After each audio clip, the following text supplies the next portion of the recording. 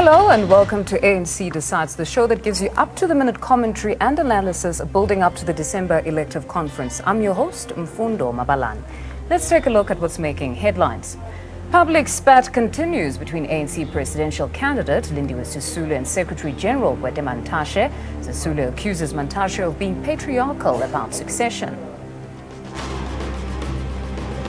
Speculation continues about Cyril Ramaphosa being next in line to be president after President Jacob Zuma. Ramaphosa says he serves in the executive at the president's behest.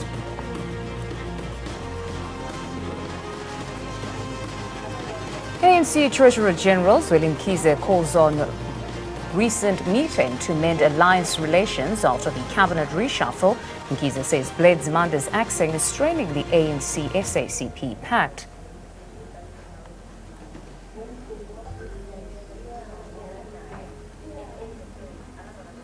Now leading our bulletin this afternoon, calls for free higher education are growing louder after the ANC's policy proposal to open the doors for learning for everyone. Nomusa Pungula filed this report for us. What are some of those challenges? The call for free and quality higher education has led to many debates and movements such as fees must fall. Students believe it is possible to afford them the opportunity to study without having to deal with the burden of fees.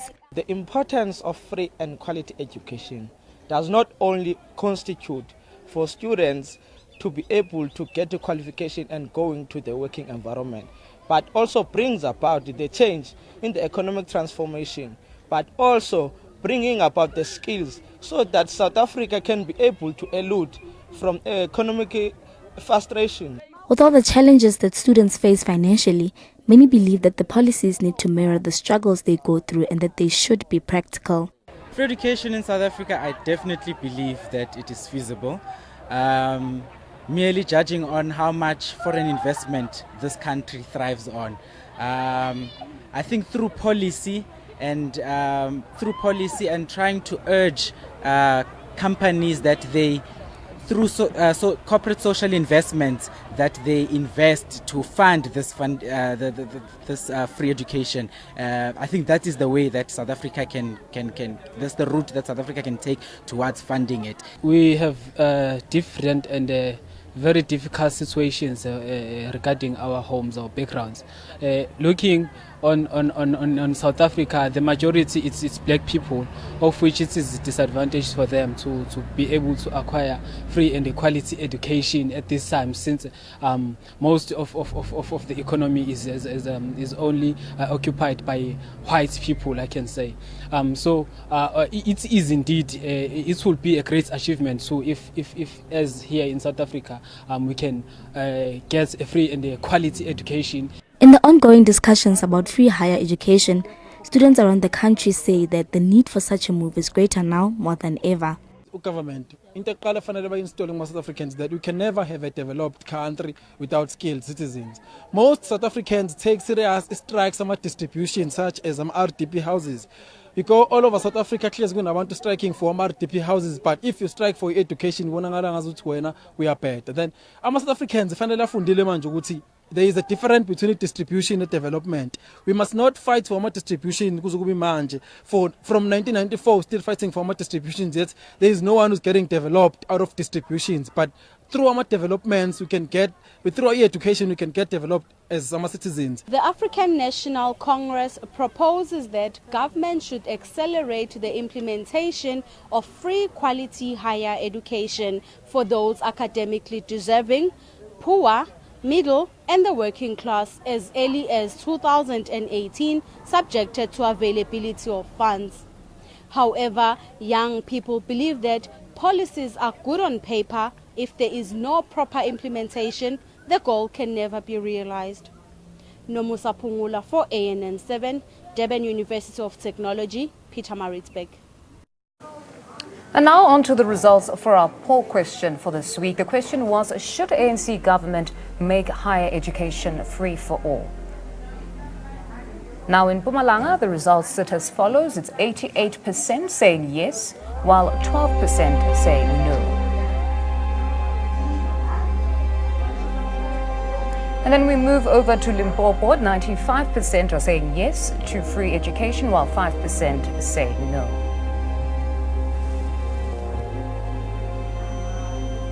In the Eastern Cape, it's 83% for the yes and 17% for the no.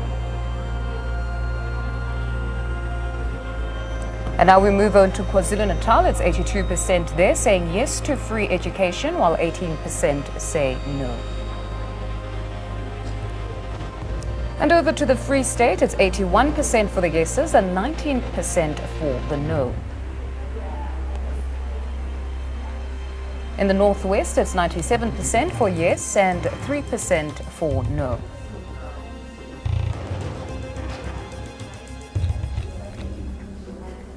And tallying it up, we have a total of 84% saying yes to quality free education, while 14% say no to that.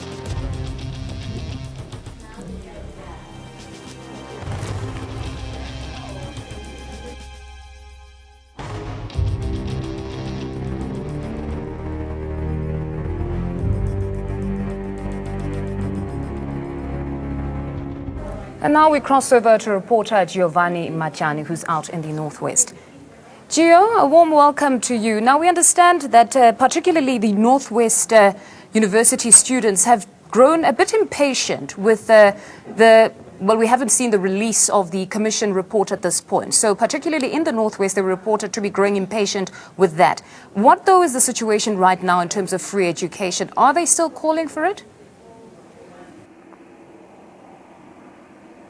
Yes, indeed. Well, good afternoon to you, Mfundo, and good afternoon to the viewers.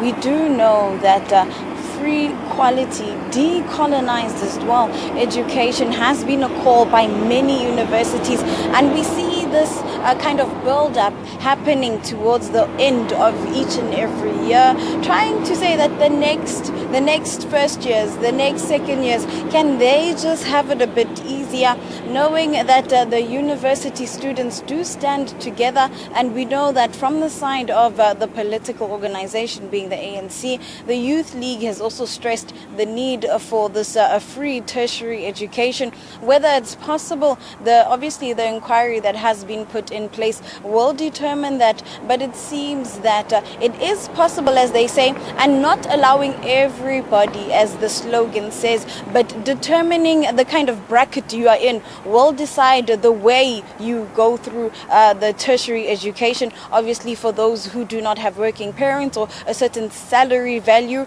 will obviously get subsidized. Actually having a free education, middle class kind of will be subsidized to a certain point, and then obviously those who can afford do obviously need to pay. Obviously, we do know that, to run universities, it takes money. We do know that the South African system has taxes. So a complication comes into play on who exactly has this free education. But we also do know that in the kind of environment that we do have in South Africa, education is vital. Education obviously propels you to the kind of platforms that you need to go in, and then that platform moves into education after you finish studying. And that obviously is what the Youth League is stressing, that the 40% inclusion of the youth in sectors, to have them progress in life, to have them included in the kind of economy of the South Africa moving forward. Then the next process will be this radical economic transformation that is a highly used word in the ANC. From then we study, we move on to get a job, and then from there we need to allow this job to allow us to provide for our families, to provide for the future. So definitely a lot is being said in terms of this free tertiary education. But the students here in Bokoni Bupirima continue to say that that is what they want, not on the basis of, free. Anything free is good, but on the basis of that education is vital. Education is one of the platforms that one needs moving forward. No, Giovanna, thank you very much for that. We'll certainly communicate with you as days progress. We now cross over to our reporter, Lemogang Foke, who's out in Limpopo. Lemo, a warm welcome to you. Now, we understand specifically the issues that plague the students of Limpopo in terms of infrastructure as well as the living conditions of most of them. Some of their parents aren't able to afford tertiary education. But what has been the position of the students at this point in terms of calling for that free education? A very good afternoon to you, Mfundo, and thank you very much. Very valid point you're making there. In fact, we are at the University of Limpopo this afternoon, and I have with me student activists that can just shed some more light on their views regarding that particular question. I'm just going to ask you just to introduce yourself and tell us, do you think the ANC-led government should provide a free education for all, yes or no? And please provide a reason for that response. Of course, yes. Finas Sabala is my name, the Provincial Secretary of COSAS. As the student organization, we have been having challenges previous years, while others were even finding it difficult to access institutions. When they get into institutions, they even find it difficult to feel comfortable in institutions of higher learning. So we're saying as a student organization, we want free quality education. We do not just want free access to education, but we also want this education to free our mind, because we can't be asking for this education system to be free but also arrest our minds for life. So we're saying the African National Congress has been taking resolutions many times. They've resulted on free education even before the 1994 democratic breakthrough. So we're saying now, approaching the national conference, we want an enemy of the West that has been oppressing us. We want an enemy of the West who's ready to fulfill the interests of black majority, who's ready to implement radical economic transformation, because transforming the economy automatically means preparing learners or students to participate in this economy, preparing black people to also participate in this economy. That's why we're saying as black students, as a student organization that represents the black majority, that want a person who will not have any relationship with the West. In fact, a person who have interests of black people at heart, because we can't be afraid as black people that white monopoly capital has been affecting us. But we are equally saying black monopoly capital will also not assist us with anything. So we're saying the National Conference of the ANC must stop taking resolutions of free education. They've taken resolutions of free education before. So what we want is a strategy on implementation of free education, and also lobbying delegates of the ANC National Conference to please be careful when electing a national president of the ANC, to be a person who will fight the white monopoly capital, who will fight the West in implementing the education system that will prepare black people to take over the government, that will implement education system that will teach us how to be sangomas in South Africa. Very interesting views there coming from a young person at the University of Limpopo. But let's bring someone else in. In your view, do you think that part of the resolutions of the ANC in that elective conference should be the provision of education for the poor or for everyone? Yes or no? And give us your reasons. Thank you very much. My name is Mhlobo Sankara Mdiba, the branch chairperson of SASCO. Yes, first and foremost, the relationship of African National Congress and South African Student Congress that we started forging in 1991 was the issue of dealing with the issues of the National Democratic Revolution, which is the NDR, which speaks more or volume on the education sector. We want the African National Congress in the National Congress not to sit and speak too much English. We've been hearing that English when we've been reading those documents. This is the time for free education. And SASCO, we took the resolution. 2018 is the year of free education. Nothing else. We are waiting for the commission report that has been long submitted to the president. Secondly, now the issue of changing ministries. It speaks of the consistency of the educational system that will want to create, because today everyone who comes there in the educational department comes with their own ideas and whatsoever, but they're not speaking about that free education. So as SASCO, we want all the delegates to go there and ensure that they vote for a person who will definitely do us justice, will definitely give us that education that we want, the education that is very free, the education that is very, very, very, very not free from doing whatsoever. Sorry, man, this wait. You see, the problem now is that we having graduates, many graduates. When we speak of that free education, we must check the issues of the graduates that we're producing. Or is that this free education going to produce more graduates that are going to sit at home and be unemployed? we want them to vote for somebody who will definitely do justice to this system. Well, thank you both for your time, Fundo. Unfortunately, in the interest of time, I'm going to have to toss back to you. But I think it's very clear, coming from the University of Limpopo, they are saying that implementation of free education now or free education for all rather, should be now. Back to you in studio. No, thank you very much, Lemogang, who's out in the University of Limpopo. Now, today in studio, we're joined by UJSRC member Mbali Ngobo, as well as political analyst Oliver Dixon. Panel, welcome to the both of you. Thank you. No, it's a pleasure to have you. Now, perhaps it's fitting that we started off with the University of Limpopo right now, because 23 years into our democracy, that university is considered to be one of those under-resourced. They have issues of infrastructure, and most of the living conditions of these students are very appalling, to say the least. Your take on people that compare Mbali, that compare the university degree from perhaps a University of Limpopo to a one from Wits University or UJ. As an SRC member, is that not disturbing at all? No, definitely. I must say that you cannot compare where you have received your qualification. A qualification at the end of the day is a qualification and should make you eligible to enter the workplace regardless. So the standards and the conditions at the University of Limpopo are all shocking and outrageous, and it's something that SASCO constituencies face throughout the whole country. So it's something that the government needs to look into, and it needs to happen now. We are tired of saying the same thing. It must happen now. Oliver, your take on this, where we still compare. I mean, employers as well, it seems they might not be doing it, or at least something that's out in the open, but they do seem to compare where you got your qualification. I think Mbali is correct.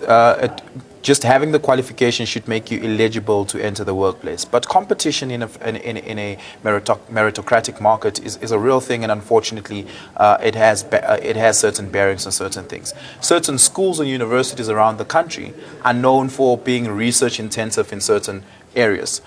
University of Limpopo, for instance, as a good example, has produced much of the country's greatest jurists. Some of the best lawyers and magistrates and judges around this country have graduated from that university. That university is known for having that sort of output. Different universities are known for different things, and so therefore corporations headhunt according to the research facilities, the teaching facilities, and the digital technological breakthrough that certain schools make, for instance. So, for instance, the School of Pharmacology at UCT is certainly the best in the country compared to that of any other university. The law faculty at Wits ranks amongst the top on the continent. So schools headhunt according to that, and unfortunately, that's how it's been done. What free education would allow is for institutions to have significant funding to sort of have schools of the same quality across the board. So you get to a point where you don't say, well, the science faculty here is better than the science faculty there. And the reason for that is because this school has been charging way more school fees than the other one, which means there's a bigger revenue stream for them to buy more lab facilities, to buy more research facilities. When it comes to a point where the government funds all universities equally across the board, all universities will have access to the same resources, to the same teaching facilities, and therefore will have the same quality output. And you'll see the stop of comparisons as to my degree is better than yours because I'm from this from this school and not from that school. And free education is the solution to that. Now, Mbali, to take it back perhaps to the Mangaung conference, where they had the resolutions on specifically free higher education. Now, if I remember that policy document, they were talking about free higher education for the poor and working class community, which is an important fact to note. That here many are talking about free education for all. What is your take? Should it be for all or for the missing middle as well as the poor? Definitely the poor needs to take priority. You can't take into consideration a student who can actually afford to pay the fees and neglect the one that cannot afford to take to pay for the fees in totality. So we are saying that priority must be taken to poor students, missing middle, and the working class citizens. Definitely. And then the all-important one, Oliver. Now, with you as a political analyst, we talk of political will. Is it just an issue of political will, or we really need to ask if our fiscus can in fact absorb this cost, especially with our economic trajectory at this point?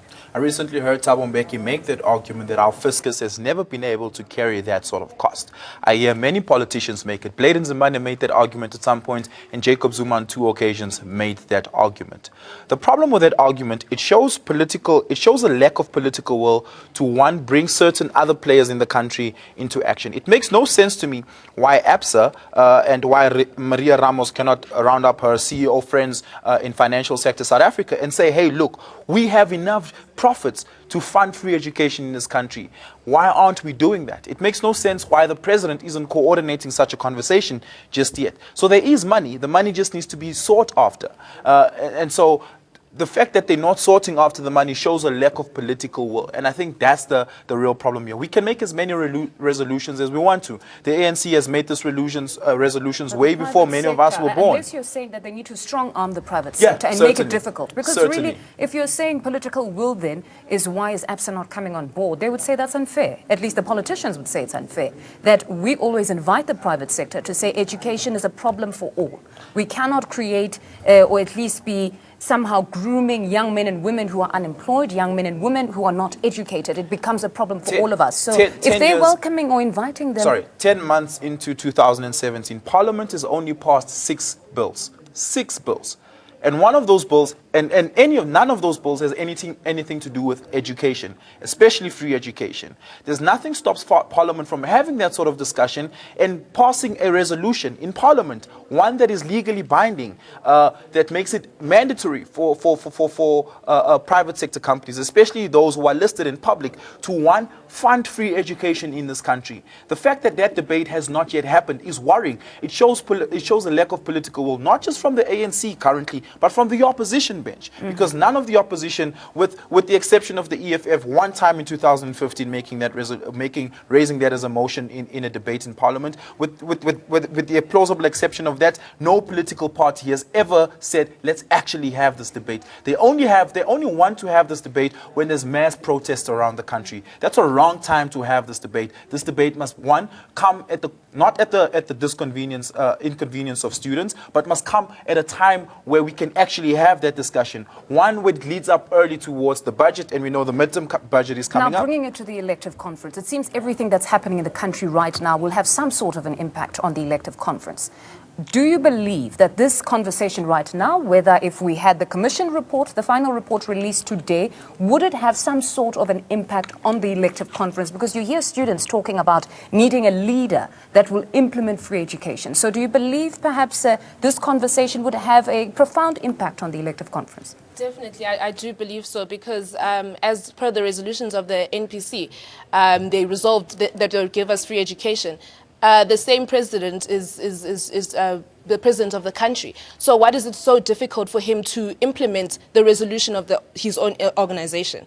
So definitely going into the elective conference, we need a leader. There's somebody who can take the interest of the students seriously, and not saying that they should use us students as a campaigning tool, because we are not for that. Our call is simple, it's straightforward, it's for the students. And we need a leader that can take it forward. Otherwise, we are not willing to listen to anything else. But we've heard a lot of leaders now talk about free education being a non-negotiable. But do you believe they've gone on to outline how they'll do this? I mean, I was listening to Mayor Lindiwe Sisulu talking about free education, but I'm not particularly hearing how she'll go about it. She says, I will give you free education. Are you convinced? It is something that you have to think about, as to have they actually analyzed and sought out how they're actually going to achieve the free education. And it's something that maybe will be outlined the day that the Fees Commission actually comes out as to how they're going to do this. And it's something that we're all listening, really waiting to hear what's going to happen there. And then, Oliver, in terms of merit, should it be an issue of you qualify perhaps for education on merit? Because there was also that proposal from the ANC that we need to talk about either it's merit or financial need. Should we go that route, or everybody just needs to get it? Financial need, I would say, is the first, particularly because I'm not naive and oblivious to the fact that free education does cost a lot of money, specifically when you're talking about quality free education. It's interesting. President Jacob Zuma was in Imo State quite recently. The University of Owerri, the University of Imo State, which is in Owerri, which is one of the towns he visited there, of Governor Rochas, is the only state in Nigeria that provides free education in all of Nigeria. That university is in the worst possible condition of any university. There's no tables, there's no facilities, there's no chairs, there's just no electricity on that campus. And that campus is actually home to a medical school, which is quite worrying. So we don't want to go down that route where we have free education, but we don't have facilities, amenities, and resources. So free education will be costly.